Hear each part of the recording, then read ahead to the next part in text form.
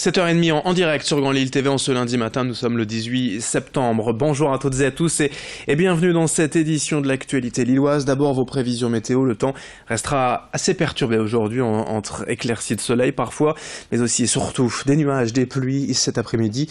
Localement quelques orages et des températures toujours aussi fraîches pour la saison. 15 degrés seulement aujourd'hui à Lille. On part sur les routes en direct à 7h30 ce matin.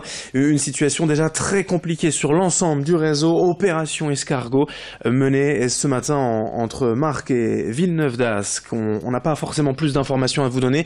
Ce que l'on peut dire, c'est qu'il y a de nombreux kilomètres de ralentissement. Quasiment en toutes les routes, tous les secteurs sont bouchés ce matin et concernés par des petits accrochages, des accidents. La pluie, bien sûr, qui n'arrange rien. Il y a du monde, forcément, comme d'habitude, mais surtout d'importants ralentissements partout autour de la métropole lilloise, sur la rocade nord-ouest notamment, le périphérique sud, les 5 voies de Ronchin, les 4 cantons à Villeneuve d'Ascq, la voie rapide urbaine vers Lille ou encore le boulevard du Broc à Villeneuve d'Ascq. Soyez donc très prudents et patients si vous devez prendre le volant. Essayez même de reporter votre départ si vous le pouvez, bien sûr. Pour démarrer ce journal, d'abord le sport, le tennis et la Coupe Davis. L'équipe de France a donc battu la Serbie ce week-end au stade Pierre-Mauroy. C'est Jo-Wilfried Tsonga qui a donné le point décisif hier après-midi en dominant en 4-7 Dusan Lajovic. Samedi, le double français n'avait pas tremblé face aux Serbes en donnant un avantage conséquent aux Bleus. 3 ans après la finale perdue ici, même face à la Suisse. Voilà donc la France de retour en Coupe Davis. Et en finale, ce sera face à nos voisins belges, vainqueurs hier à Bruxelles de l'Australie. On se met à rêver déjà à une finale France-Belgique à Lille. Ce serait idéal pour l'ambiance, mais ce scénario est pour l'instant compromis par un match de rugby France-Japon le même week-end au stade Pierre-Mauroy fin novembre. En fait, des négociations auraient déjà été entamées hier pour déplacer ce match de rugby et pourquoi pas de nouveau une finale de Coupe Davis avec les Bleus au stade Pierre-Mauroy.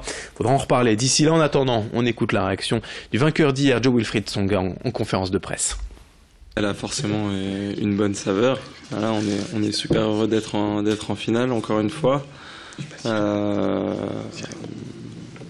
c'est une occasion de plus pour l'équipe d'aller essayer de chercher ce trophée qu'on attend, mais qu'on se contente pas de l'attendre, on essaye d'aller le chercher. On enchaîne avec cette information depuis plusieurs semaines. Le groupe Salty, spécialisé dans la location de matériel pour le bâtiment et les travaux publics, fait face à d'importantes difficultés de recrutement.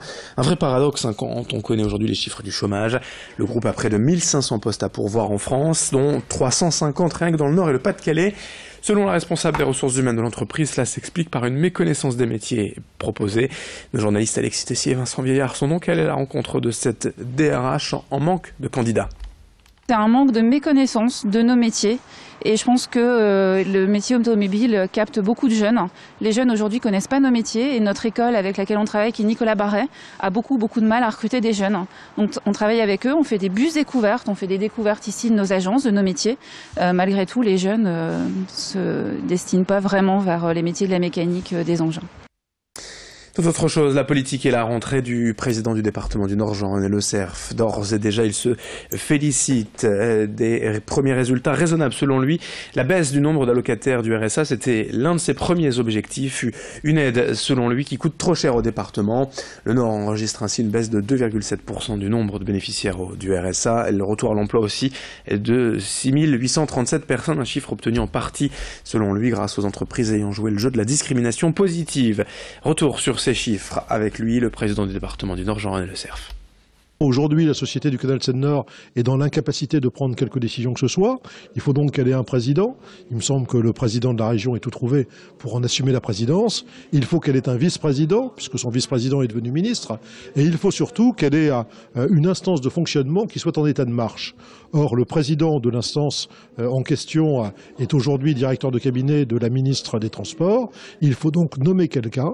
Et à ce moment-là, on pourra à nouveau continuer les travaux en cours, c'est-à-dire notamment signer toute décision sur l'acquisition de terrains nécessaires et acquisition foncière nécessaire que l'on ne peut même plus décider aujourd'hui.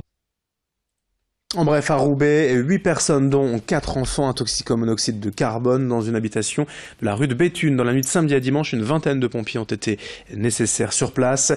2 de ces personnes, dont l'une dans un état grave, ont été transportées au CHR de Lille. Et puis avis aux utilisateurs du tramway, aujourd'hui à Tourcoing, toute la journée en raison du remplacement d'un rail cassé. Aucun tram ne circulera entre les arrêts Tourcoing Centre et le Croisé-la-Roche. Il y aura des bus relais mis à disposition des voyageurs. Dans cette édition, à présent, on s'intéresse à la qualité de l'air dans les structures d'accueil d'enfants, notamment les crèches. Dans le cadre de son plan climat, la MEL accompagne en effet et finance les actions citoyennes destinées à améliorer notre qualité de vie.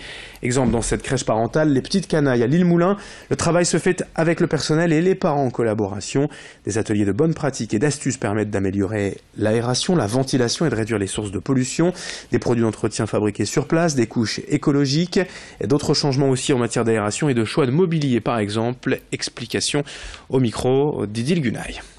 Nous avons lancé cet appel à projet en 2016. Elle s'adresse à des collectifs d'habitants, de citoyens, organisés ou pas en association, qui mettent en œuvre des pratiques de changement pour favoriser notamment, comme ici, la qualité de l'air. On sait bien que la qualité de l'air extérieur pose problème les jours des pics de pollution, mais on connaît moins les problématiques de qualité de l'air intérieur. Sur l'année dernière, on a soutenu une trentaine d'initiatives à hauteur de 150 000 €. Donc derrière, c'est que tous les ans, comme ça, on ait des pratiques qui évoluent et qui montrent aujourd'hui que tout un chacun, on peut agir pour lutter contre le changement climatique. On termine avec l'actualité sport et cette nouvelle défaite pour le LOSC ce week-end à Guingamp. Les Lillois ont été battus 1-0. Un but inscrit dans les toutes dernières secondes de jeu. Un scénario cruel pour les Lillois, mais une nouvelle défaite malheureusement pour les Dogs qui pointent à la 17e place du classement de Ligue 1.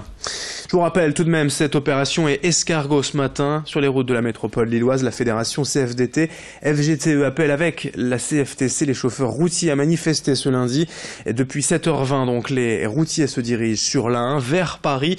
De gros ralentissements sont enregistrés depuis la rocade de Villeneuve d'Ascq. Les 5 voies de Ronchin vers Paris sont également saturées. Des difficultés en répercussion sur la 23, la 27, mais aussi la 25 et la voie rapide Urbaine. Bref, une matinée galère à prévoir sur les routes. On en reparle dans nos prochaines éditions. Tout de suite, vos prévisions météo.